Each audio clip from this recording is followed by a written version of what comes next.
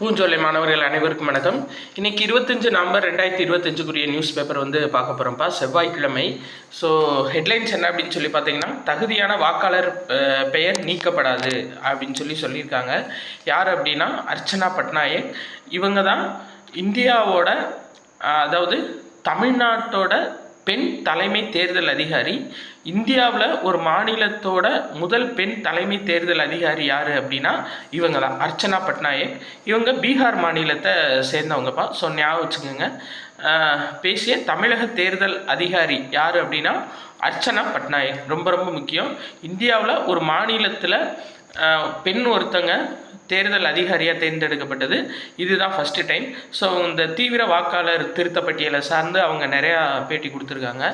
voters.eci.gov.in அப்படின்ற வெப்சைட்டில் போயிட்டு நீங்கள் அந்த நம்மளுக்கு கொடுத்துருக்காங்கல்ல ஃபார்ம், எஸ்ஏஆர் ஃபார்மை நீங்கள் டைரெக்டாக வெப்சைட்டில் கூட ஃபில்அப் பண்ணிக்கலாம் அப்படின்ற மாதிரி இவங்க சொல்லியிருக்காங்க. சரியா?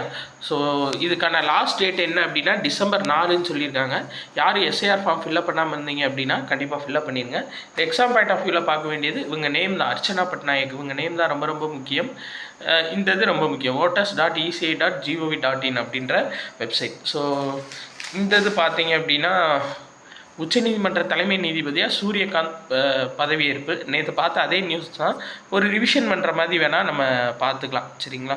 இவர் கொடுத்த முக்கிய தீர்ப்பு இந்த ஜம்மு காஷ்மீருக்கான சிறப்பு அந்தஸ்தை நீக்கம் பண்ணது, பேச்சு சுதந்திரம் இதெல்லாம் வந்துட்டு இது பண்ணது. அது போக இந்த பீகார் வாக்காளர்கள் நிறைய பேர் 65 லட்சம் பேர் நீக்கப்பட்டாங்களே, அவங்களோட பெயர்களை வந்து வெளியிட கூறி உத்தரவிட்டதும் இவர் தான். சரியா? அதே மாதிரி இந்த கொலிஜியம், இப்போது ஒருத்தர் உச்சநீதிமன்ற நீதிபதியாக நியமிக்கப்படுறாரு அப்படின்னா அவர் வந்து வேறு நீதிபதிகள், உயர்நீதிமன்ற நீதிபதிகள் நியமிக்கக்கூடிய கொலிஜியத்தோட தலைவராக இருப்பார். நம்ம 12th புக்கில் பார்த்துருப்போம், பாலிட்டி புக்கில் உச்சநீதிமன்ற தலைமை நீதிபதி இருப்பார். அவருக்கு கீழே 4 நீதிபதிகள் இருப்பாங்க. சரிங்களா? ஸோ இந்த 4 நீதிபதிகள் இவங்க 5 பேர் சேர்ந்து தான் ஒரு உச்சநீதிமன்ற நீதிபதியவோ இல்லை ஒரு உயர்நீதிமன்ற தலைமை நீதிபதியவோ நியமிக்கக்கூடிய ஒரு அதிகாரம் பெற்றவங்க, அரசுக்கு பரிந்துரைப்பாங்க. ஸோ அந்த கொலிஜியத்தோட தலைவராகவும் சூரியகாந்த் வந்து இனி இருப்பார். சரியா? இதுதான் நம்ம மெயினாக பார்க்க வேண்டியது. வேறு 2027 வரை இவர் பதவியில் இருப்பார்ப்பா. Right, okay. அடுத்தது பார்க்கலாம்.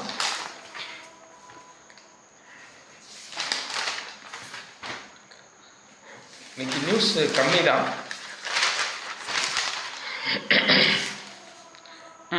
வர்ற கல்வியாண்டுலேருந்து பாடத்திட்டம் மாற்றப்படும்னு சொல்லியிருக்காங்கப்பா. அதாவது இப்போ வர்ற கல்வியாண்டுக்கு நம்மளுக்கு 1ஆம் வகுப்பு 1லேருந்து 3ஆம் வகுப்பு, அதுக்கப்புறம் அடுத்த கல்வியாண்டில் 4லேருந்து 5ஆம் வகுப்பு புக்கு மாறுன்னு சொல்லியிருக்காங்க. அதுக்கப்புறம் வந்து வர கல்வியாண்டுகளில் கொஞ்சம் கொஞ்சமாக மாற்றப்படும்னு சொல்லியிருக்காங்க.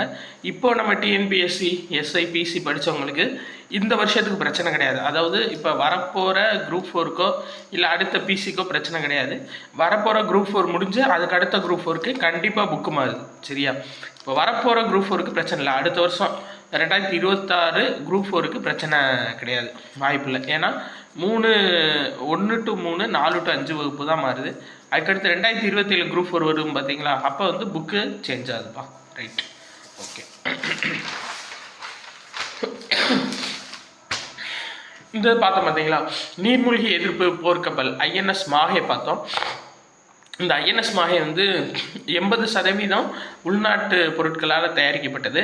ஆனால் நேற்று நம்ம ஒரு நியூஸ் பார்த்தோம். என்ன அப்படின்னா, இது வந்து அதாவது மும்பை கிட்ட மகாராஷ்டிராவில் இருக்கக்கூடிய இடத்துல கட்டப்பட்டதுன்னு சொல்லிட்டு. ஆனால் அப்படி கிடையாதுப்பா. இது ஆக்சுவலாக கட்டப்பட்ட இடம் வந்து கொச்சின் கப்பல் கட்டுமான தளத்தில், கொச்சின் கப்பல் கட்டுமான நிறுவனத்தால் இது வந்து கட்டப்பட்டிருக்கு. சரியா? இது ரொம்ப முக்கியம். கேரள மாநில கொச்சியில் உள்ள கொச்சி கப்பல் கட்டுமானம் நிறுவனத்தால் INS மாஹே கட்டப்பட்டுள்ளது. இவங்க கட்டி அதை எங்கே கொடுத்துருக்காங்க அப்படின்னா மும்பைக்கு கொடுத்துருக்காங்க. அங்கே வந்து ரிலீஸ் பண்ண சொல்லி, அதாவது அங்கே வந்து படையில் இணைக்க சொல்லி. ஸோ படையில் இணைக்கப்பட்ட இடம் தான் மகாராஷ்டிரா. ஆனால் கப்பல் கட்டுனது கொச்சி. மறந்துடாங்க, இதை கொஞ்சம் சேஞ்ச் பண்ணிக்கோங்கப்பா. அதே மாதிரி இந்தது கவச் தொழில்நுட்பம் என்ன அப்படின்னா ரயில் பாதைகளில் வைக்க போகிறாங்க. ஸோ கவச் 4.0 கவச் 4.0 வந்து பார்த்தீங்க அப்படின்னா இது வந்துட்டு 2024-25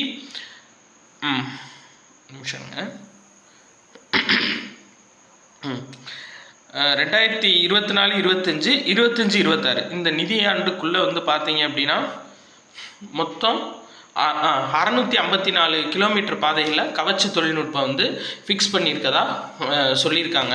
ஸோ அந்த கவச் தொழில்நுட்பம் அப்படின்றது உங்களுக்கு ஏற்கனவே சொல்லியிருக்கேன். அதில் பயன்படுத்தக்கூடியது என்ன அப்படின்னா ரேடியோ வேவ்ஸு. இப்போ ட்ரெயின் இருக்குது அப்படின்னா இதுக்கு முன்னாடி வந்துட்டு ஒரு ரேடியோ வேவ்ஸு போயிட்டே இருக்கும் ஒரு கிலோமீட்டருக்கு முன்னாடி.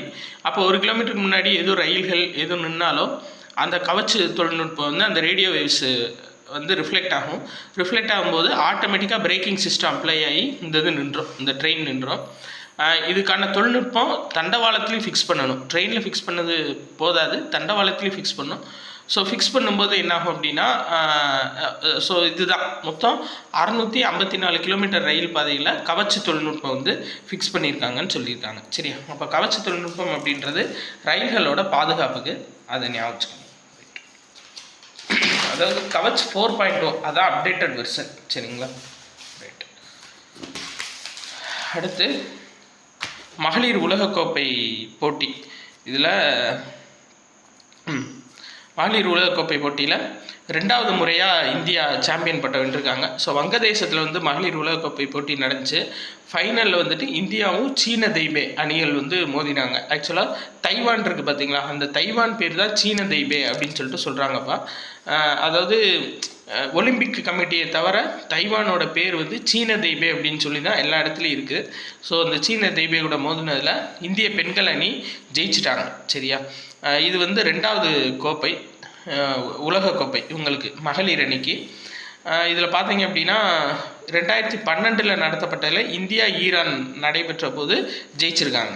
சரியா? இந்தியா ஜெயிச்சிருக்காங்க. அதுக்கப்புறம் இப்போ தான் ஜெயிச்சிருக்காங்க. Right, okay. அடுத்து இத்தாலிக்கு ஹேட்ரிக் கோப்பை, டேவிஸ் கோப்பை ஆடவர் டென்னிஸ் போட்டி இருக்குது பார்த்தீங்களா. இதில் வந்து